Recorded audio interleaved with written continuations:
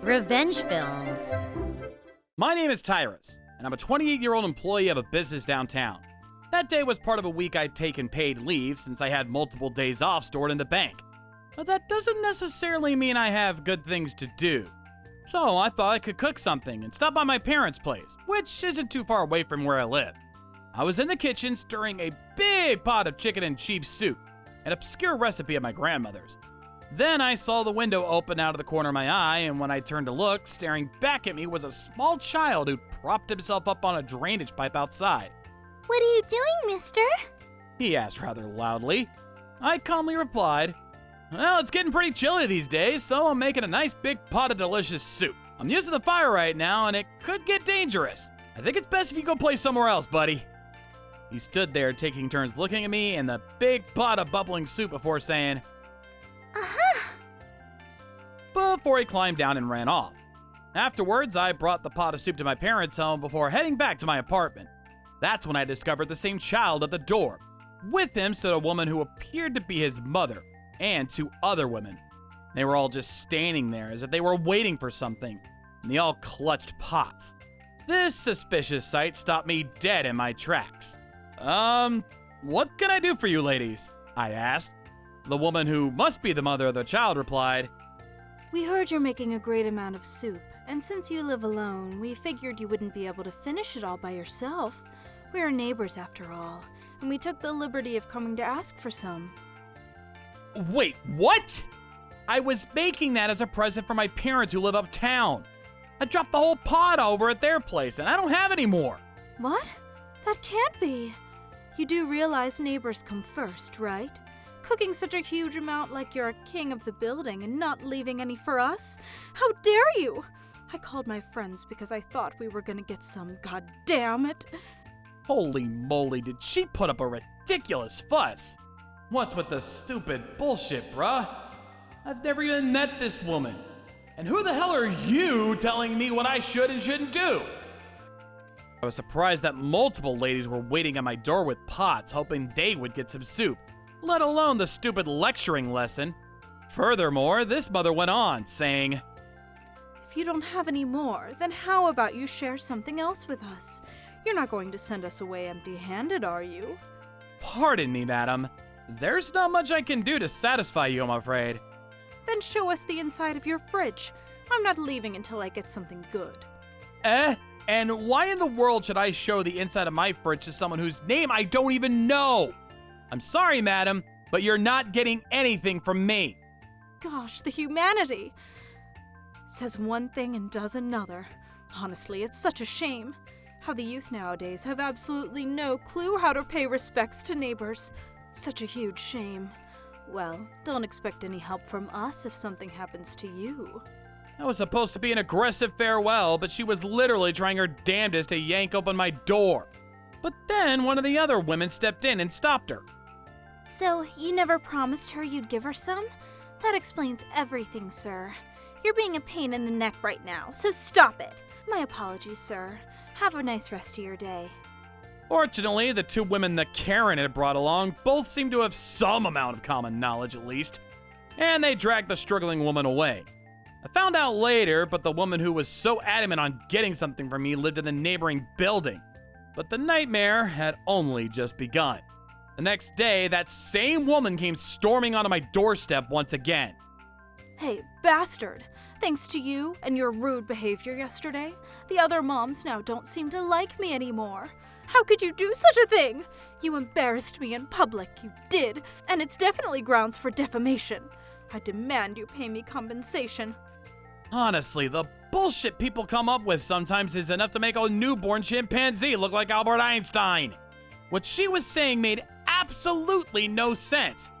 Embarrassed. I remind you that although I may have made you look bad in front of your friends, you were the one who was trying to force their way into someone else's flat. What the hell? I didn't even dream I'd be lectured when all I'm doing is seeking reconciliation. Oh well, looks like I'm going to file a complaint to the authorities. You better pack your bags and be prepared when they come breaking your door down. That Karen had actually done it. Awesome! I have no intention to pay you, and I'm ready to take on whatever you have to throw at me. I just hope you're prepared, madam. Ugh, you will regret this. Mark my goddamn words.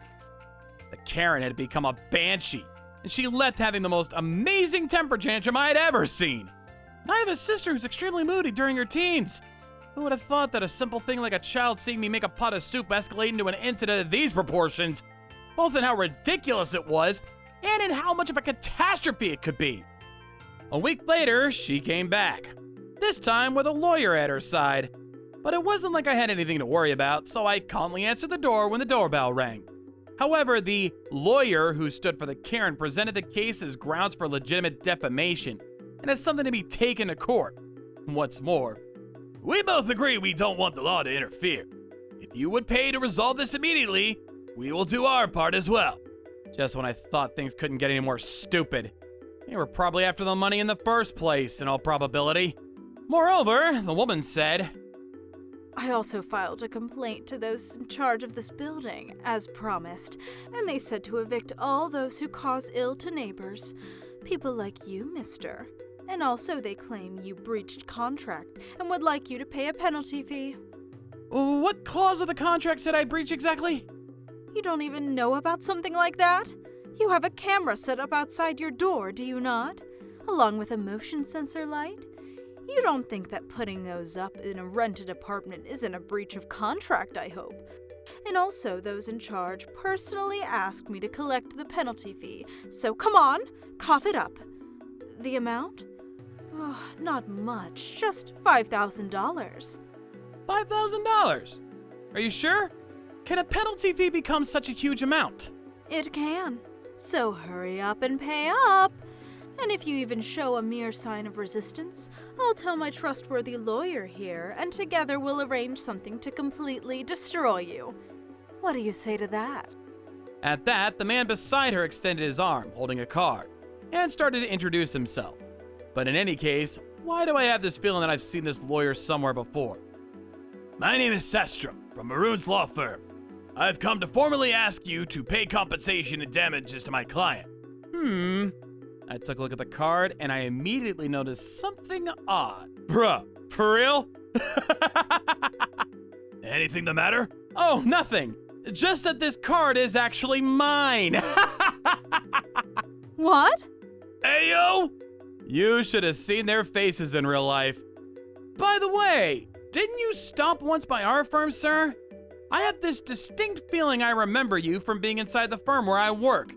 Wait, you can't be that lawyer from that time! Actually, this man came to my firm to discuss problems he was having helping a relative of his consolidate their debts. In the end, all he did was receive a free consultation, and after giving him my card, he left, never to return. But it seemed the woman couldn't believe I was a lawyer and said, What are you talking about? Why would a professional lawyer in such a poor apartment a ways away from downtown? There is a line you shouldn't cross when it comes to lying, you know. I went on to give her my own card and formally introduced myself. The more she looked, the more deathly pale she got. Additionally, the people in charge of the building were none other than my own parents. It may be old, but I fell in love with the atmosphere of this apartment. And of course, I rent it. And thus, I pay money to live in it. Plus, they're piling on the years too. And it would be a big help to them if their son lived nearby. With this information, I guess you'll agree that they're never allow their son to pay ridiculous payments, let alone get evicted.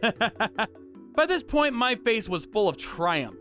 And perhaps they thought I was going to do something despicable. Both folks rushed out the door and skedaddled away. Still makes me smile seeing them flee in terror with their tails between their legs. But I had secretly recorded everything. So after rendering it, I presented it to the police as evidence. Well, obviously, the other man was a fake lawyer. It was found that other than this particular incident, he allegedly perpetrated numerous scams to extract money from others. This time, they just happened to use my card, but both scammers went to numerous law firms with a free consultation service, pretending to seek some counsel about some made-up problem or other. Their real intention was to obtain the personal information of those lawyers, namely their cards, to use to their advantage in siphoning away money from unknown folk. Multiple sources of evidence exposed their crimes not too long after I submitted my recording, along with the fact that they were having an affair when they were both married. And that's just the tip of the iceberg. Evidence against crimes such as theft, threat, and illegal possession of marijuana, among many others, surfaced one after the other. Obviously, they were promptly arrested. And I was personally thanked by the police, who was able to resolve other cases because of this particular incident. By the way, the true husband of the woman works in another region of the country, but he came rushing back once he heard about this incident. Soon after coming back home, literally the first thing he did was come to my place and beg for forgiveness from a man he'd never even met in his life. Poor dude was on his knees, for crying out loud. A little bird told me that apparently the crimes of the woman combined were incredible in the worst way imaginable, and it looks like she won't be able to escape a while in prison. Regarding that, all I could say was good goddamn riddance, since she brought this on herself. But I felt terrible for the child. All the poor boy wanted to do was have a taste of my soup. I consoled the father of the child and asked, what is to become of your son? I will divorce my wife, and until my work outside the city is finished, I plan to give him to my parents. And when I come back, I'm gonna take him home with me, sir. You need not worry about him. He's my boy, and I'll take good care of him. I was relieved to hear that. One last thing. The other lawyers, whose personal information were wrongfully abused for the ill gain of those two criminals, banded together and sued them both. It seemed that because of their system of obtaining lawyers' cards, a few of the lawyers were facing heavy criticism, and a few of them even lost their jobs, it seems. As a result, they went on to demand a large sum in damages, and the final outcome was an amount that they would never be able to repay, even if they worked regular jobs their whole lives. I suppose neither of them thought a pot of delicious chicken and cheese soup would eventually send them to prison. But another thing that's for certain is that they'll have plenty of quiet time in those comfortable cells. I hope they use the time wisely and repent their ill actions. How was today's video? If you enjoyed it, please subscribe, like, and leave a comment. Stay tuned for more.